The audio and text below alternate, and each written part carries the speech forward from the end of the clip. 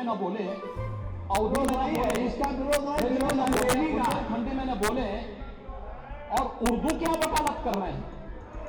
एक बड़ी विचित्र बात है। आप समाजवादियों का चरित्र ही इतना दोहरा हो चुका है, इतना दोहरा हो चुका है कि अपने बच्चों को भेजेंगे इंग्लिश पब्लिक स्कूल में और दूसरों के बच्चों को बोलेंगे कि एक गांव के उस विद्यालय में पढ़े जहां संसाधन भी नहीं है। अध्यक्ष जी, उत्तर प्रदेश की विभिन्न बोलियों को, भोजपुरी, अवधी, ब्रज और बुंदेलखंडी को इस सदन में सम्मान मिल रहा है और हमारी सरकार तो इन सब के लिए एक एकेडमी का भी गठन, अलग अलग एकेडमी के गठन की कार्रवाई को भी आगे बढ़ा रही है।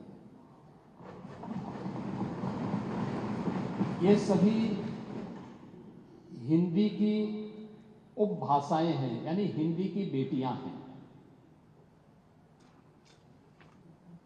भाषा की समृद्धि के आधार है और हमें इसका स्वागत करना चाहिए। ये सदन साहित्य केवल विशुद्ध साहित्यिक और व्याकरण से के विद्वानों की नहीं है,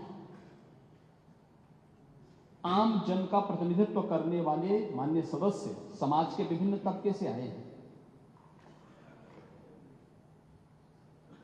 अंतिम पायदान पर बैठे हुए व्यक्ति की आवाज को भी इस सदन में मुखरता मिले। इसके लिए अगर किसी को हिंदी में वह धारा प्रवाह नहीं बोल सकता तो उसको भोजपुरी में भी अपनी बात को रखने का अधिकार मिलना चाहिए, अवधी में, ब्रज में या बुंदेलखंडी में उसको रखने का अधिकार मिलना चाहिए। ये कौन सी बात हो गई कि भोजपुरी में न बोले, अवधी में न बोले, इसका विरोध बुंदेलखंडी में न बोले और उर्दू क्या वकालत कर रहे हैं। एक बड़ी विचित्र बात है।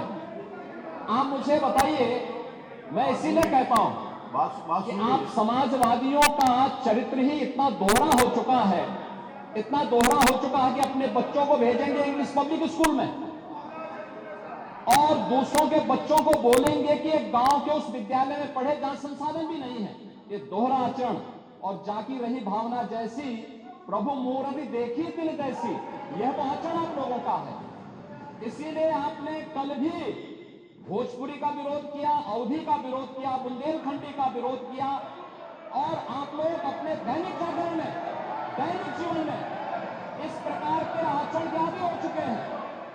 और इसलिए अध्यक्ष जी, इसका अभिनंदन हम लोग करते हैं और इन बोलियों को सम्मान मिलना चाहिए। इनके संरक्षण के लिए ही हमारी सरकार भोजपुरी एकेडमी का गठन कर रही है, अवधी एकेडमी का गठन कर रही है संत तुलसीदास जी के नाम पर। इसी के आधार पर ब्रज भाषा इतनी समृद्ध भाषा है।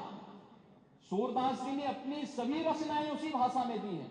संत तुलसीदास जी ने अपनी कालजयी रचना रामचरितमानस, जो इस सदन में ही नहीं, उत्तर भारत के अंदर और भारत से प्रवासी हुए जितने भी ऐसे लोग हैं जो मॉरिशस में या दुनिया की फिजी में या दुनिया के किसी देश में गए, उनके संकट काल में रामचरितमानस ही तुलसीदास जी का अवधी भाषा में रचा गया रामचरितमानस ही उनका सहारा बना था।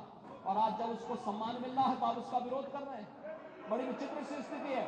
आप हर अच्छे कार्य का समाज, आज के यही ढोंग है आप लोगों का, यही ढोंग है। हर अच्छे कार्य का आप विरोध करेंगे, हर अच्छे कार्य का आप विरोध करेंगे।